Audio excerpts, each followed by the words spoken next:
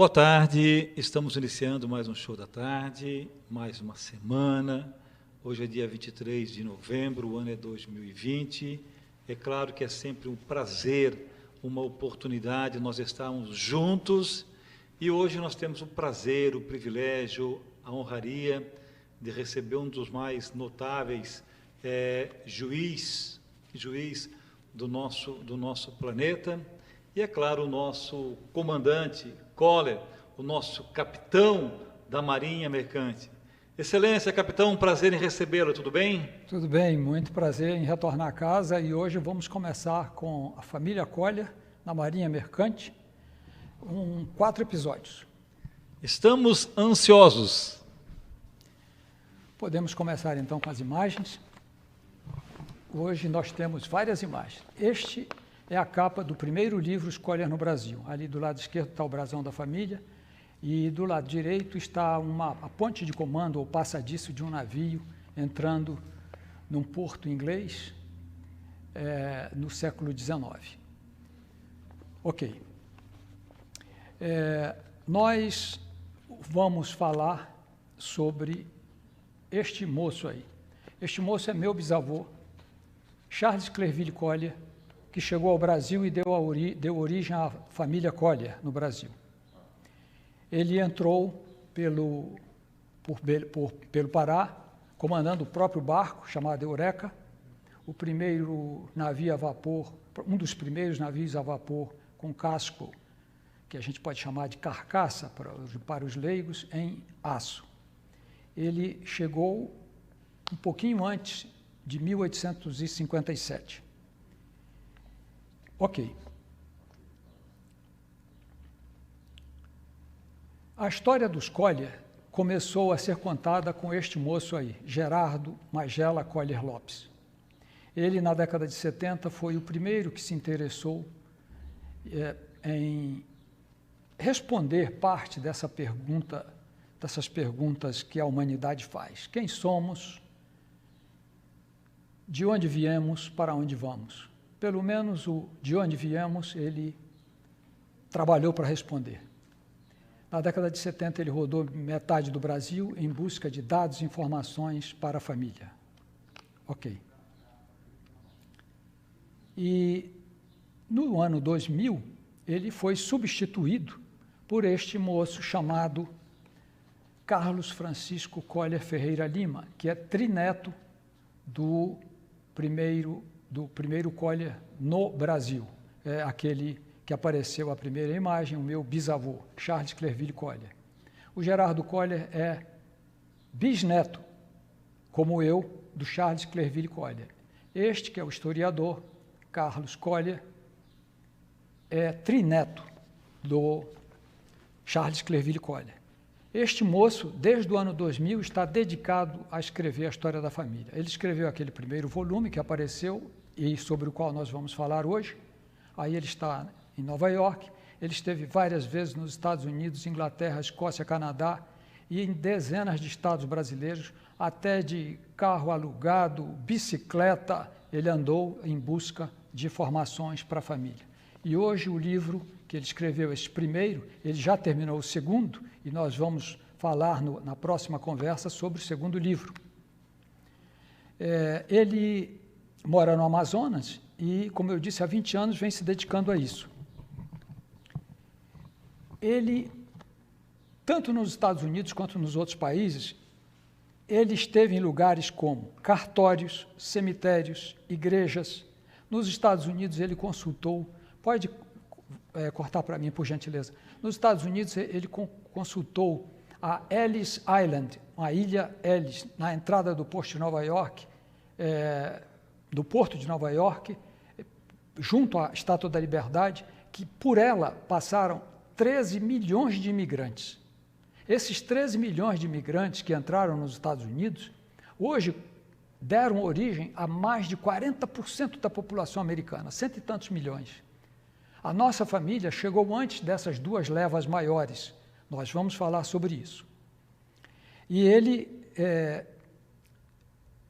tem material da mais alta qualidade. Por exemplo, eu tenho certidão de falecimento do meu bisavô. Imagina o que ele tem, não é? Imagina o que ele tem. Ok. Com essas pesquisas, nós confirmamos que o Charles Clerville Collier chegou no barco chamado Eureka e, durante vários anos, viajou pelo Rio Amazonas. Está lá o Rio Amazonas em azul bem forte. E foram tantas viagens dele que ele foi considerado o maior navegador da Amazônia naquela época. Ok. Ele viajou tanto para lá, ele faleceu, importante, ele faleceu no estado do Pará, ali está escrito, aqui já está o tal Charles Clerville Collier, comandante Charles Clerville Collier, americano, ele viveu 59 anos incompletos e faleceu. Até falecer, ele foi, e agora eu vou pedir para nós projetarmos aqui um mapa. Ele, olhem que coisa interessante, ele fez 7 viagens aqui, de Belém para o meio do Peru, o Rio Amazonas todo. São mais de 40 portos que ele visitou. E ele estabeleceu as distâncias. Aqui, num ponto, está no Brasil, ele ganhou um nome com Porto Charles. E no Peru, ele ganhou um nome com Puerto Charles. De tanto que ele viajou nessa linha. E para fazer este mapa, embarcou com ele uma espécie de aventureiro chamado Rafael Reyes, colombiano, que foi quem fez esse mapa foi impresso na Alemanha, e hoje é documento histórico que está no Instituto Histórico Geográfico Brasileiro, no Rio de Janeiro. Aqui tem o número do mapa, a gaveta, o local onde ele está guardado. Então, são afirmações que ele faz com a maior base histórica possível. O Rafael Reyes, uma curiosidade, até isso o Carlos descobriu. Rafael Reyes depois tornou-se o presidente da Colômbia. Ele era um homem de muitos fazeres e haveres, ele tinha 5 atividades, ele era um viramundo mesmo. Ok? Então, com essas pesquisas, nós confirmamos a nossa origem marinheira. Este moço que está aí é meu avô, Charles Raymond Collier, que acabou sendo conhecido como Charles Raimundo Collier, porque Raimundo em Belém é um dos nomes mais comuns, ninguém ia falar Raymond podendo falar Raimundo. Ele aí está com 25 anos, em Nova York. Ele esteve várias vezes lá e morou nos Estados Unidos 9 anos. Quando voltou para o Brasil, ele era engenheiro de máquinas, o que hoje a gente chama a bordo de oficial de máquinas. E, voltando então e mantendo por gentileza aí, essas nossas pesquisas confirmam a nossa origem marinheira, que nós temos o maior número de componentes da Marinha Mercante. E uma informação adicional, o comandante Charles Clerville Collier nasceu no dia 3 de maio de 1834, na ilha de Manhattan, na cidade de Nova York. Isso tudo registrado. Em 1857 ele chegou ao Brasil e, ao baixar terra, ele conheceu uma moça de 15 anos, ele tinha 23, e casou-se com ela, a minha bisavó, Silvéria Maria Ferreira. Com ela teve 5 filhos. Eu vou dizer o nome dos 5 filhos porque muitas pessoas dessa descendência estão nos vendo. A família Collier no Brasil é toda dessa linha. O primeiro foi Charles Raymond Collier, a segunda Ana Carlota Ferreira Collier, depois John Afonso Collier. John Afonso morou na Inglaterra e nos Estados Unidos, mesmo com o pai, mesmo tendo nascido aqui. Maria Idalina Ferreira Collier, Sofia Bela Ferreira Collier, estudou em Nova York, nos Estados Unidos, estudou também na Inglaterra. O meu bisavô, quando se posicionou lá em Belém do Pará, ele trouxe certamente alguma verba, algum dinheiro, e ele criou uma Vila Eureka, considerando o nome do navio. O Carlos Collier tem registro dele viajando para os Estados Unidos, no navio e o nome dele é a entrada do navio. Ele foi diversas vezes, mas no retorno navegou pelo Rio Purus, Rio Acre, Rio Madeira, por esses rios todos da Amazônia.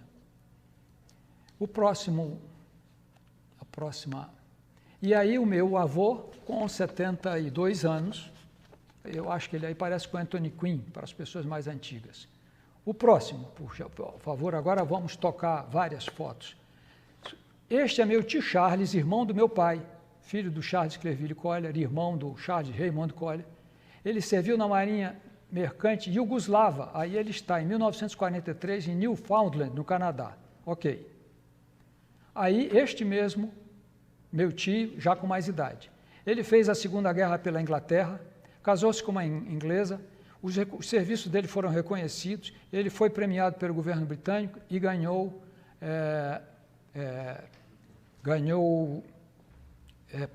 visto permanente para estar lá. Casou-se, tem 2 filhos lá, 2 primos nossos, e ele passou pela guerra, viu as bombas V8 passando por cima do navio, teve que fazer curso de tiro, porque como oficial de comunicações, ele tinha que impedir que qualquer pessoa entrasse na estação rádio, tinha ordem de matar quem entrasse lá ou quem entrasse na ponte de comando, porque havia infiltrados a bordo. Ok? Este é Douglas Collier, meu primo, comandante da Marinha Mercante. Agora eu vou citar vários Collier da Marinha Mercante. Esse moço é uma das pessoas mais internacionais que eu conheço. Para vocês terem uma ideia, ele é comandante desde 1988, já serviu em 50 navios, comandou 40 navios, inclusive navios sob bandeira brasileira, norueguesa, liberiana e das Ilhas Marshall. Ok. Esse é um comissário, primo também, Clerville Collier, serviu num navio chamado, muito conhecido no Brasil, Almirante Alexandrino. Eu estive a bordo desse navio com 9 anos de idade, um pouco depois dessa data. Ok? Esse outro comandante, Cyrus Collier Carvalho, também primo direto nosso, sobrinho da minha prima Gina Calandrini. Ok? Este é também capitão de um curso da Marinha Mercante, Antônio Carlos Calandrini, é filho do comandante Calandrini, de quem eu já falei aqui, ok. Este também é filho do comandante Calandrini, Ernesto Calandrini. O radiotelegrafista, oficial de radiocomunicações, deu 3 filhos para a Marinha Mercante. A Gina e o Calandrini deram 2 filhos. A próxima, Jorge Eduardo Collier Cima, formou-se oficial, foi para o Canadá, o navio ficou preso no gelo por 3 meses, ele chegou, desistiu. Hoje ele é provavelmente o maior violonista de 7 cordas do Brasil, já recebeu vários prêmios, e aí ele está como ele gosta. Próximo, esse é meu irmão Wellington, lá nas pirâmides, na Esfinge, serviu em navios gregos e liberianos. Ok? Eu quero abordar um tema que eu acho interessante. O meu avô, o meu bisavô, quando retornava para Nova York, numa delas ele retornou num navio chamado Maranhense. Esse navio era irmão de outros chamados Cametense, Cearense, Fluminense, Javari, Lisbonense, Madeirense, Manauense, Paraense, Santarense. Todos eles de 1.000 e poucas toneladas. Esses navios, 36 anos antes da proclamação da República, eles tinham linha para Belém, Liverpool, Manaus, Nova York. Você acredita, saindo da Amazônia? Acabou tudo isso, né? E até que essa empresa, que era a Booth Line, foi comprada pela Blue Star Line, uma das empresas mais importantes do mundo. 33 anos antes da proclamação da República, nós tínhamos esses navios. E os Collier viajavam neles, como eu já disse, para Nova York, para Inglaterra. É o que eu tenho por hoje. Não sei se ainda tem mais algum minuto.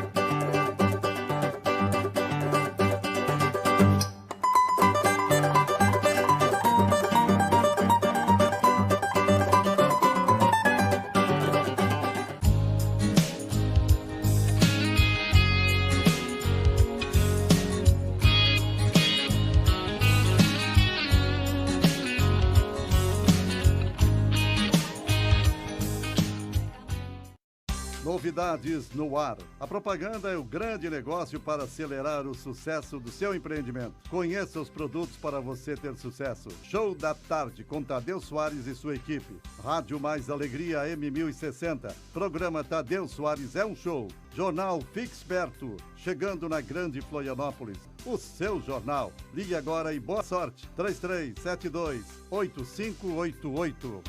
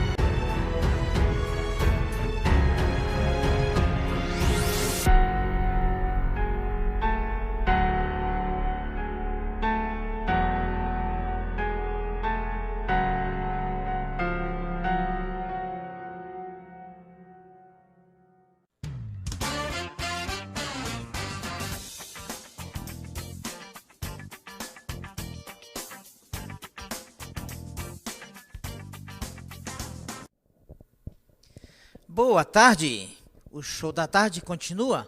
Eu, Ervander, estarei aqui hoje com uma pessoa com um nome bem parecido com o meu, Evanor. O Evanor, ele é proprietário da LG Detetizadora, uma empresa que está há 5 anos no mercado, uma empresa que vem a nos auxiliar no combate a pragas, a insetos, a diversas coisas que no decorrer desta reportagem nós iremos exemplificar. Evanor, nosso boa tarde, seja bem-vindo. Muito boa tarde, obrigado pela oportunidade de poder falar sobre o nosso negócio, sobre o controle de pragas. Exatamente, controle de pragas. Evanor, a detetizadora, a LG Detetizadora, com que tipo de pragas, quando você fala pragas, o que seriam essas pragas? As pragas seriam, com o decorrer do tempo, a cadeia alimentar sofreu uma queda. Em algum lugar não existe o predador natural. Então, vários insetos, tipo barata, aranhas, moscas, mosquitos, escorpiões, percevejos, estão crescendo em excesso. Por quê? Porque não tem o predador natural. Então, o controle de pragas consiste em a gente eliminar o excesso desses insetos no ambiente. Certo. Então, a empresa vem justamente a nos facilitar, né, um trabalho que rotineiramente a gente em casa às vezes tem que usar um deteticida, tem e tal. Vocês vão lá, fazem uma detetização, ela dura durante um certo tempo, é isso? E aí a gente fica livre de ter que ficar usando aqueles aparelhinhos. Em primeiro lugar, eu gostaria de destacar que nós somos controladores de pragas e não exterminadores. Então, nós vamos na casa do cliente, ou na residência, ou no comércio, e nós fizemos uma aplicação no produto, de 3 tipos de produtos, que vão servir com que durante algum tempo não tenha mais insetos lá. Por isso que nós somos controladores, nós controlamos o excesso de inseto que existe nos ambientes. Esse controle é feito em residências, clínicas, onde mais? Onde necessita esse controle? E qual a exigência que às vezes os órgãos públicos pedem? Na verdade, esse controle é feito em todos os tipos de ambientes, né? Nós fizemos em clínicas odontológicas, médicas, residências, comércios alimentícios, vários tipos de ambientes. Por quê? Porque é necessário um controle. A própria vigilância sanitária exige que de 6 em 6 meses, em alguns comércios, principalmente comércio de alimento e clínicas, tem que ser feito esse controle, porque ali é tratado da saúde das pessoas que frequentam. Então, precisa ser controlado a praga que ali pode ter, exatamente pela excesso que vai sendo causado por não ter o predador natural. Certo. Então, isso significa dizer que uma empresa vai abrir um comércio na área de gastronomia, a lidar com alimentos. É exigência que antes uma empresa de detetização faça um trabalho nessa empresa. É isso?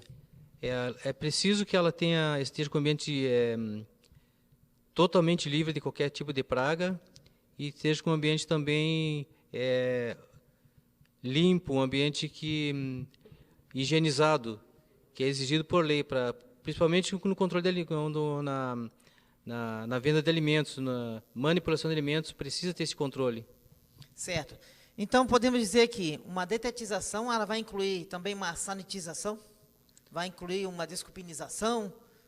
Não, a deletização, ou seja, o controle de pragas, ela atinge a deletização, desratização, desculpinização, controle de pombos e morcegos. E a sanitização, ela combate os vírus, inclusive o Covid-19. E vocês fazem também a sanitização? Nós também fazemos a sanitização. Alguns cuidados que precisa ter na deletização, por exemplo, durante o momento da aplicação, não pode ficar ninguém dentro do ambiente, nem animais domésticos, nem pessoas, e é exigido que fique no mínimo 5 horas fora do ambiente. Apesar de usarmos o produto que não tem cheiro e ser mais eficaz, mas a pessoa tem que ficar fora no mínimo 5 horas fora do ambiente. A segurança acima de tudo, né? A empresa que se preza, ela tem que realmente passar aos seus clientes todos os cuidados necessários para evitar qualquer tipo de problema. Então, é muito comum aqui na região, mais próximos dos morros, a questão de morcegos. Então, vocês vão no local, fazem a remoção dos morcegos, fazem a limpeza também, normalmente eles se instalam em forros, né? Fazem a limpeza do forro, entrega para o proprietário da residência, limpo e sem morcegos, é isso?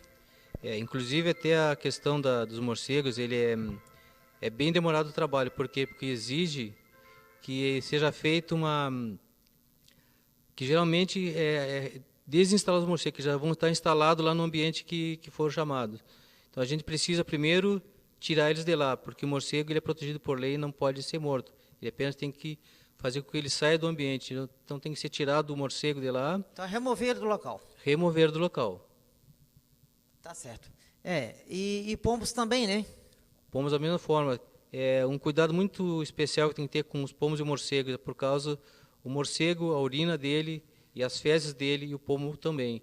O pombo, se não for tomado os cuidados necessários, né, o pó que sai das fezes do pombo, se a pessoa que respirar, ela pega uma doença e pode levar até a morte. Do morcego, a mesma coisa também. Tá certo. Então, a LG Detetizador existe há 5 anos, trabalha na Grande Florianópolis, atende também todo o sul de Santa Catarina, né? Toda a região ali de Criciúma, Araranguá, Tubarão, onde vocês são chamados nessa região, vocês fazem o serviço, né? É muito bom tê-lo aqui, porque eu acho que as pessoas da nossa região têm que conhecer as empresas que trabalham nesta área, né? E a LG Detetizadora é muito bem recomendada. Então, temos o maior prazer de divulgar aqui na TV Primeiro a sua empresa, tá? Espero que possamos também ter mais oportunidades de você vir trazer para a gente, talvez, algumas fotos de ambientes já trabalhados, né? Para que a gente possa fazer uma divulgação maior e melhor. Mas, e a Covid? E a pandemia atrapalhou a empresa? O Covid e a pandemia atrapalhou bastante, porque no início todos tinham medo, a incerteza do que poderia ser, quem estava infectado, quem não estava, como transmitia, como não transmitia. Então foi bastante complicado, né? Teve bastante prejuízo para quem trabalha nessa área. A incerteza, né? A dúvida, o não conhecimento do Covid, do vírus, realmente atrapalhou muitas empresas. Mas foi uma oportunidade também. Como assim? Uma oportunidade porque nós podemos trabalhar com a sanitização, que é o combate do vírus. Tá certo, tá certo. Não dá de um lado, vamos ver onde que a gente pode atuar. E a sanitização, então, tem sido realizada com muita frequência? Com bastante frequência, porque é preciso manter os ambientes livres dos vírus. E a diferença, mais uma vez, a diferença da derretização para a sanitização, é que os produtos usados na derretização, eles são residuais, ou seja, eles permanecem por um determinado tempo. E da sanitização, ele não é residual, é feito, colocado o produto agora, dali 1 hora, se vier alguém infectado com vírus, ele já não vai ter mais efeito. Tá certo. Uma pergunta, por exemplo, ambiente de escola, creches, escolas, de quanto em quanto tempo tem que ser feita a detetização, a desratização? De 6 em 6 meses é exigido que seja feita a derretização, a desratização, ou seja, o controle de pragas. Limpeza de caixa d'água, também vocês fazem? Limpeza de caixa d'água também nós fazemos e também é exigido de 6 em 6 meses, porque vem muita impureza na água. Inclusive já teve caso de encontrar dentro de uma caixa d'água esqueleto de rato. Então às vezes a pessoa não sabe. Então tá certo. Evanor, mais alguma coisa? Eu gostaria de agradecer a oportunidade que eu tenho de vir aqui na TV, expor meu trabalho e dizer que não façam nada caseiro, contrate um profissional que vai dar segurança para o trabalho que vai ser feito. Ok, então, dado o recado do Evanor, a TV Primeiro tem um prazer em recebê-lo e volte sempre. E nós vamos ficando por aqui, porque o nosso tempo está acabando.